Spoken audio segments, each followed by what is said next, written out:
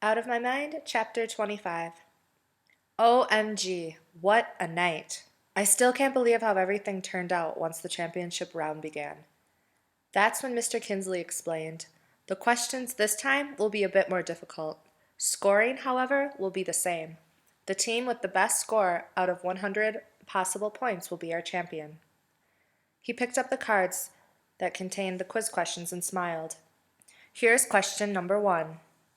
What is diplopia? A. Double vision. B. Left-handedness. C. A disease of the gums. D. A form of cancer. Oh boy, he wasn't kidding. This is going to be a killer round. I was sure the answer was A, though. Kind of. When the answer was revealed, double vision was correct. Whew. Rose, Connor, and I got it right. Claire missed it. Everyone on the Perry Valley team answered it correctly. The question was 3-4. Number 2, Mr. Kinsley said. Who is the composer of Rhapsody in Blue? A. Mozart. B. Gershwin. C. Copland. D. Beethoven. Bing, bing, bing, bing. Thanks to my parents and Mrs. V, that was a little easier. I pushed the button for B. One person on the Perry Valley team got it wrong, and Claire messed it up as well. That made the score 6-7, with Perry Valley ahead. Everybody could feel the tension. The next 20 questions covered things like lions in the jungle, gravity and space, authors of famous books, and math. Some of those I even got right. Bing, bing, bing, bing. Even though Connor aced a hard spelling problem and Claire came through on a difficult history question, Perry Valley kept staying 1 or 2 points ahead of us. It was getting near the end of the round. Perry Valley had surged ahead on a math question and was up by 3 points. It looked pretty grim for us, with a score of 78-81. I glanced at Connor. Sweat dripped from his nose. Then Mr. Kinsley asked, "The condition in which a person may be able to hear colors or visualize flavors when music is played is called A. Synthesis, B. Symbiosis, C. Synesthesia, D. Symbolism." I grinned and punched in C. Not only was it one of Mrs. V vocabulary words, it was me. I breathed a sigh of relief when I realized that Connor and Claire and Rose had also chosen the right answer. When the results were tallied, only one of the Perry Valley kids had gotten it right. The score stood at 82-82. It was time for the very last question. This one would determine the group that would go to Washington. I glanced at Rose and the others. I think we all gulped at the same time. "Our last question of the evening," Mr. Kinsley began, "is a mathematics problem." I groaned inside. There goes our trip to Washington. I may as well go back to room H5 and hide there for the next 1,000 years. Number 25, Mr. Kinsley said slowly. Lisa gets up every morning and gets ready for school.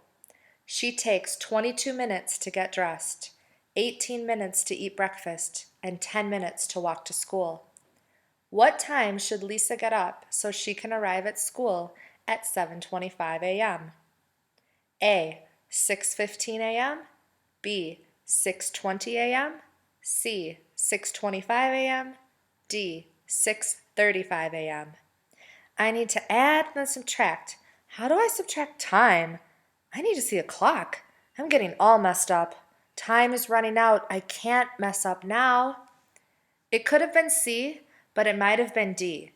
I thought a moment more, then I pushed D, feeling like I was going to throw up. The answers lit up on the screen. Everybody on our team had answered D. Either we were all correct or all really terrible at figuring out time problems. 3 students on the Perry Valley team had answered D. One of them had answered C.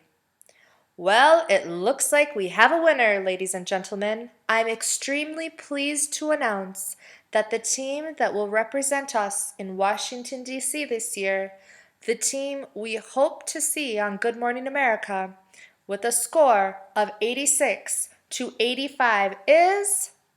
He paused for effect. Spalding Street Elementary School. I couldn't help it. I squealed. I kicked. My arms jerked crazily. I tried really hard to control myself, but I just couldn't help it. My body went a little wacko on me. Shut her up, I heard Claire hiss. Shh, Rose whispered through clenched teeth. Thank you for watching our telecast, Mr. Kinsley said, throwing a quick glance at me. Please join us in 2 weeks when we televise the finals from Washington. This is Charles Kinsley. Good night. He signaled when he was finished. The cameras blinked to dark, and the lights blessedly clicked off. I couldn't stop kicking. My arms acted like wind-up toys gone bananas. I screamed with joy. At least nobody noticed this time because hoots and hollers abounded as dozens of people stormed the stage.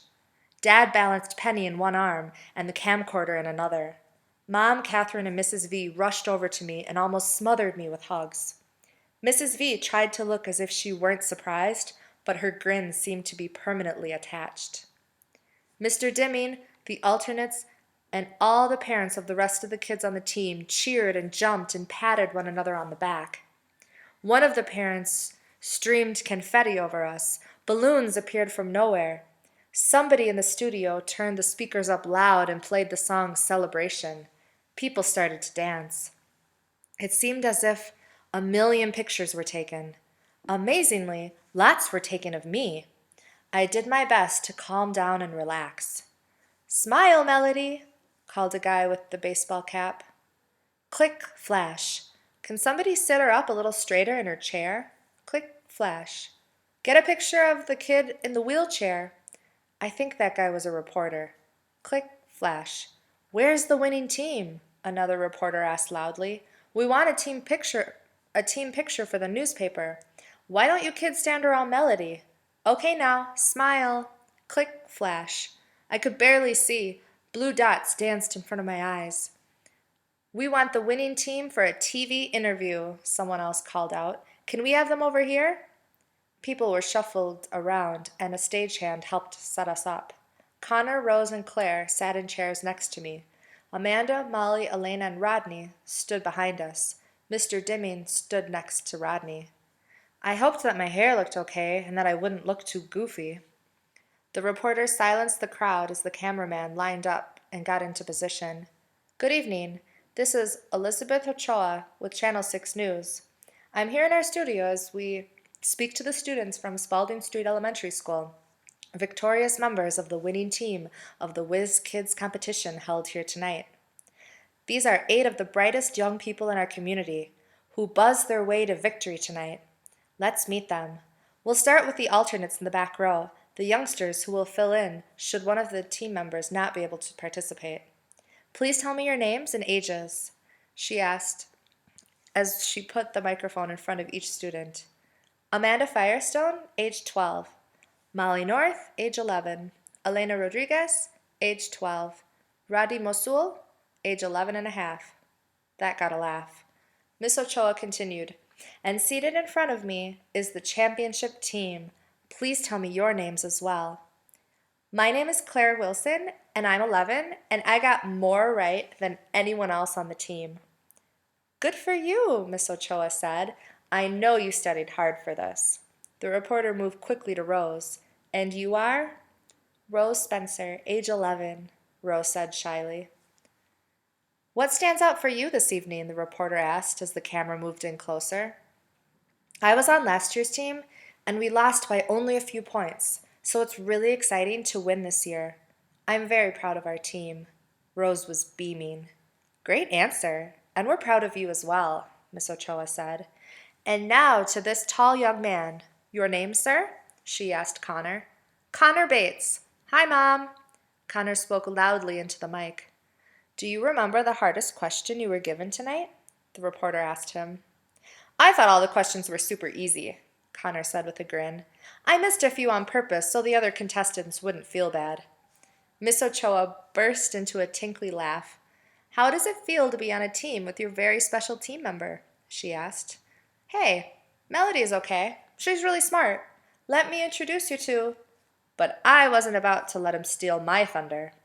My name is Melody Brooks, and I'm 11 years old, my machine said loudly and clearly. The reporter looked amazed. Well, this is astounding. How does it feel to be part of the winning team, Melody? I pressed my key for super. She laughed. Was it difficult to study and prepare for the competition? Miss Ochoa asked. No, lots of people helped me. What was the hardest part about participating tonight? Hoping I wouldn't mess up. She smiled. We all feel like that sometimes. Are you excited about traveling to Washington, D.C.? Oh, yes. Have you ever been there before? No. How will being on the winning team change your life at school? I thought that was a good question. Not much, I admitted. Then the reporter waited patiently while I took the time to tap the right words. Maybe kids will talk to me more. I talk to her all the time, Claire interjected. Both Rose and Connor looked at her with frowns. Huh? Rose said.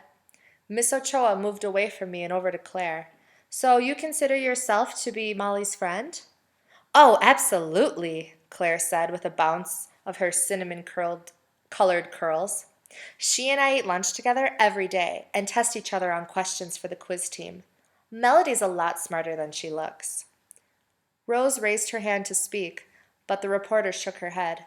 I'm so sorry, but we're out of time, she told Rose.